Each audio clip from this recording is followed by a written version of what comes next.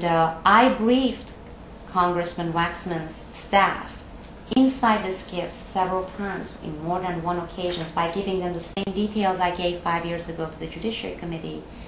They obtained the classified version of the Inspector General's report, and this took place 2 years ago, and they were outraged. Congressman Waxman, in fact, I have several letters from him saying he finds these actions against me and these gag orders stunning, and that if it were not for the majority at the point, the chairman, the Republicans, they were preventing a hearing from taking place on my case, that they would do it. And this is Congressman Waxman's office. I don't recall that I ever said I was going to hold hearings on her specific case. I don't recall having specific questions, or I don't recall such a conversation, but I don't recall asking for a report in line. Senator, I don't recall that occurring. Senator, I have searched my memory. Well, in January, after we went through the change, and now Chairman Waxman is Chairman Waxman, and there is no power within the Congress who can prevent him from holding this hearing. No power. He has the jurisdiction, the authority, the power to put the hearing there. I have already obtained the consent and names of conscientious good agents who work. One of them was the head of Turkish counterintelligence operations, and he actually retired 2 years ago. They are all willing to come and testify to all the issues that I have been gagged on, and that gag doesn't work in Congress during a hearing. I don't know, but I don't want to say at this point that we're going to hold a hearing on her specific issue. I don't recall that I ever said I was going to hold hearings on her specific case. Senator, that I don't recall remembering. I don't recall the reason why. Senator, I don't recall sending a follow-up. I don't recall being a.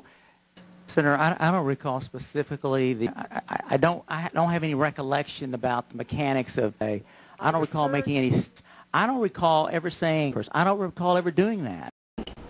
And so in January, after and after the elections result, especially since we have such a great chairman today, we had 30 organizations, and these are major organizations, and we call it transpartisan because we have organizations from the right, we have organizations from the left, we have organizations that are whistleblowers. 30 solid organizations have come together and put together this petition addressed to Chairman Waxman, saying, you have been promising us for the past 5 years.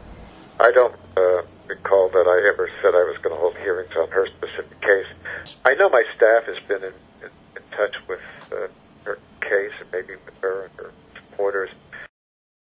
I'm sorry. I thought your question was, do you recall the conversation? I don't recall the conversation. I don't recall whether or not I was present.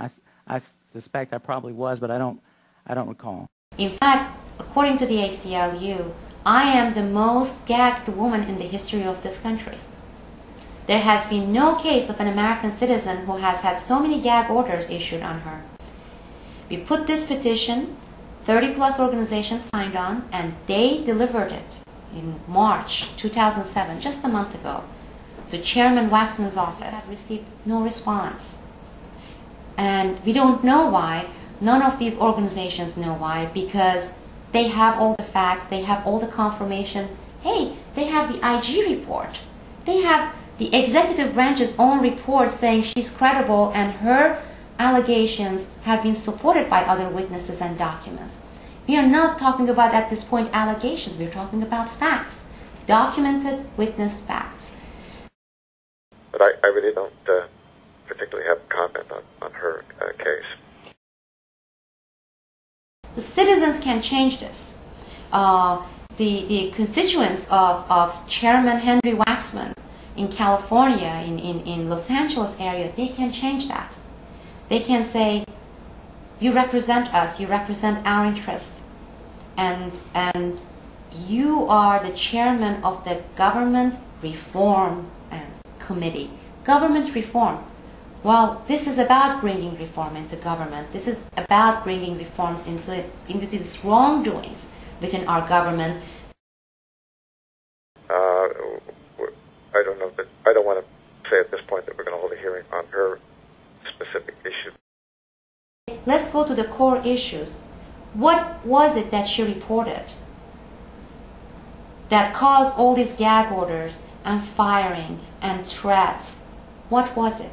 It was not about her. What I reported had nothing to do with me. It had to do with the interest of the American public being stumped upon. It had to do with those who have been elected and given their authorities and power by this nation, by its citizens, betraying them. It has to do with those peoples who are using their positions in our executive branch agencies to obtain lucrative early retirement positions afterwards, to be representatives of foreign interests, and not afterwards. This is very important. In order to obtain it afterwards, they have to service those foreign interests while they are working and have those positions. That's how they earn those future positions. That's how it happens. If you look at these cases, in every single one of them, that's how it happens.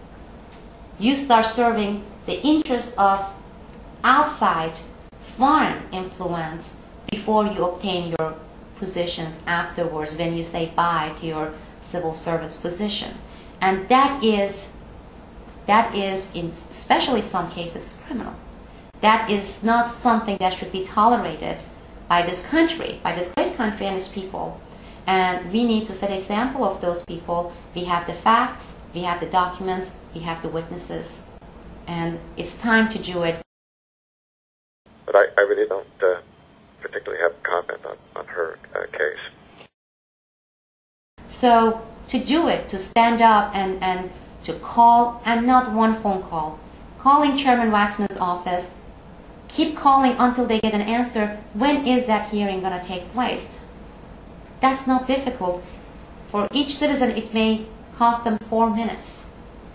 But the benefit to this country and the number of issues that we're going to shed light to is way worth it. And if it was not, they wouldn't have gone this far to gag it. Because I have been fighting very hard. But you need to pay attention. They have been fighting very hard too, because this is unprecedented. If I am the most gagged woman in the history of this country, and if they have gone as far as invoking the state secret's privilege, the issue is important enough. So for anyone who wants to, or who may naturally say, well, how do I know this case is credible? I'll tell you, there is a report. There are statements from bipartisan senators, Senator Grassley, Senator Leahy, from Congressman Waxman, and these are all on-the-record statements establishing the credibility for the case. The credibility has been established. The importance of this case has been established.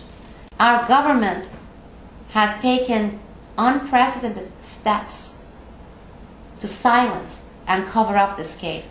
That should tell the American public how important this case is. And call Chairman Waxman, write to him, and do not stop until we have this hearing in place. And we have the agents, we have the people testify, and I'm going to emphasize 2 words here. A, they testify under oath. B, for the hearings to be public. I have had some hearings, they have been behind closed doors inside SCIF. In Congress, I have briefed them. They already have this information. That's the point that I'm trying to make here. They have this information. Inside the SCIF, I have given them, be it Chairman Waxman, be it Senator Grassley, be it Senator Leahy, I have given them this information. It's the American public's turn to hear about these. But I really don't particularly have a comment on her case. So there's Chairman Waxman, an honorable individual, and established case. Now we just need the public to say, let's do it. I don't recall